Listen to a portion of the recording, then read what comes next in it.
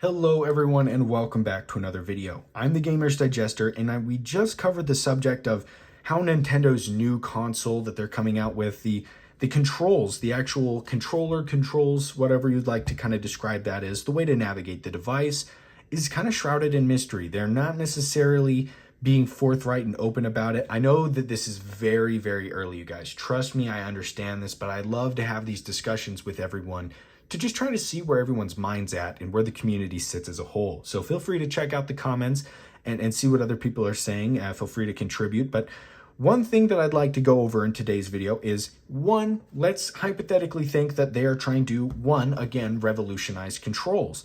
We've definitely seen them do that in the past with the Nintendo Wii, with other kind of, the Joy-Cons especially have been absolutely game changers as far as co-op play with friends, with gyro controls.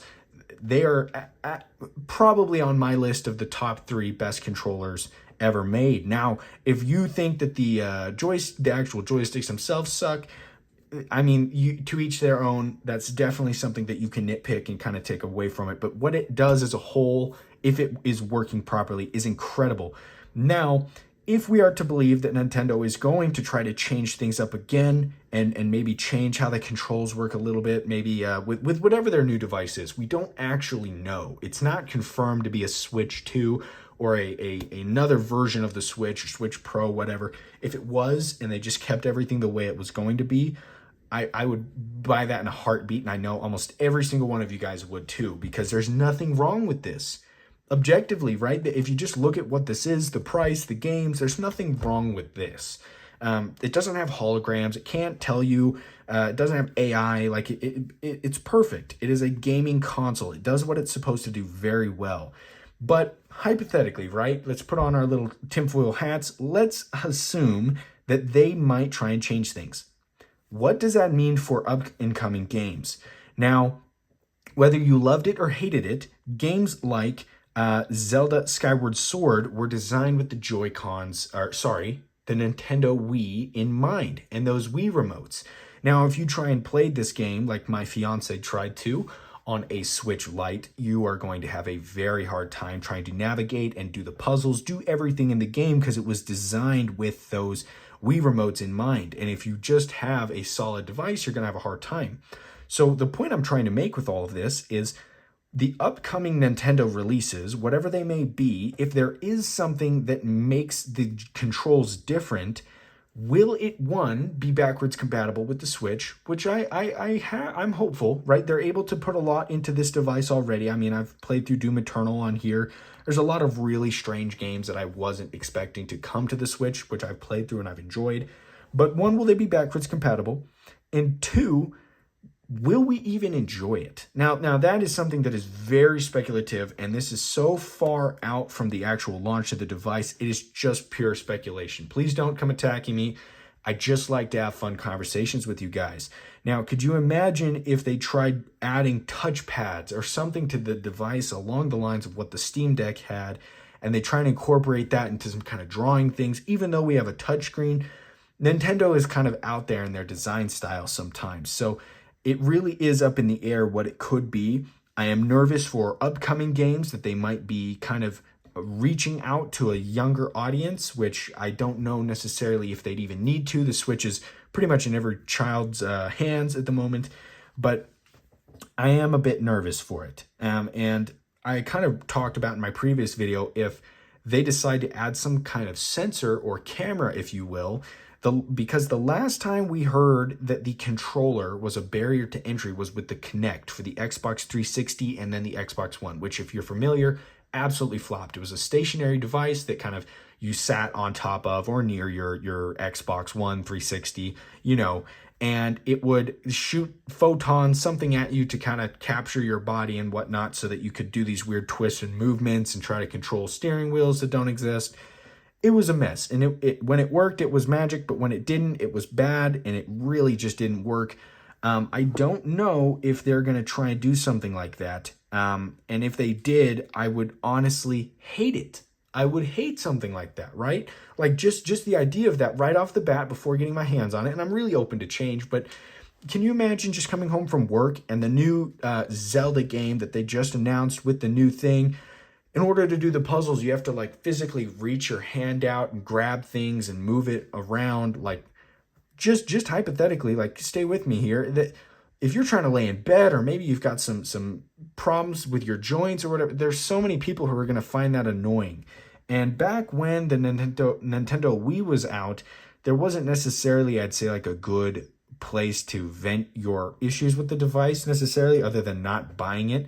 YouTube was a thing, but it wasn't really like a big thing. As far as like me, I didn't ever really watch it. So um, I think that this would be up to a lot more criticism and scrutiny if they were to make something that gamers don't like. And I feel like it would push away the core audience of what we are and who we are, where we came from, learning through each console, whether it is Nintendo or not. Everyone in the industry looks to each other to see what works and what doesn't work, where to go. I mean, we've got the the Sony PSVR, which is, I mean, it's okay. It works. It's like an Oculus, but we've had conversations with Xbox where they say they're not going to be looking into anything with that anytime soon. And honestly, I respect that decision, because at first I was a little upset because VR was kind of hot. It was the new big thing. It's like, why won't Xbox look into this? Because they've experienced things in the past that have burned them and the company. I mean, the Kinect that I just talked about was a horrible device. Like, looking back, it was not good on launch. Most devices aren't good on launch, but it was just really bad. And what they were claiming it to do, I'm very okay with, and I'm sure a lot of you are too, being adults. I'm okay with the standards being a little bit lower. With all the hype, just let's take it down, shoot it to me straight. What can this do? Don't blow me over the moon and then we go on some like 5-minute hike when we actually get it. Like, tell me what this can do and what it can't do, and I'll use that to make my decision, because that way I know what I'm getting into. And I know that the Xbox and the PlayStation, from the ads I've seen with their VR stuff, it's really blown out of the water, I think, in my opinion, from what I've used, what I've seen. I'm really glad and respect Xbox for not making that decision and just keeping what works, right? We know this works. I don't know anyone, like I said earlier, regardless of your opinion on the actual joysticks themselves, because those are kind of just, I mean, they are an issue sometimes with stick drift and whatnot, but, and for precision shooting and whatnot, they work, and they work really well. And I think if they were to deviate from that course a bit, it would honestly just harm the community as a whole. I'm really open for modifications. Could you imagine, like, you've got your Switch and then they add something else that can slide in, like maybe some big Joy-Con that's got these twisty things, buttons, like kind of like a Bop It type thing, and it's for these specific titles, and it's a $40 thing that you can purchase. Something like that would be really cool. Or maybe you've got your Nintendo Switch and there's a fishing rod Joy-Con, or an attachment to the Joy-Con that you can clip into your device, hold it, and you can reel something in, like stuff like that doesn't necessarily affect the entire console as a whole. I'm absolutely okay with, bring it on. But as far as modifying the entire console, and where I'm getting this information, right, is from some videos from Spawnwave. They talked about it this morning. Super hyped for everything about that. About the console itself. Love innovation. I just don't like it when we get burned from lies, from overpromises. I don't know any instances off the top of my head where Nintendo has had an issue with overpromising. You guys will have to let me know. I feel like Breath of the Wild at launch was an incredible game. I didn't get let down.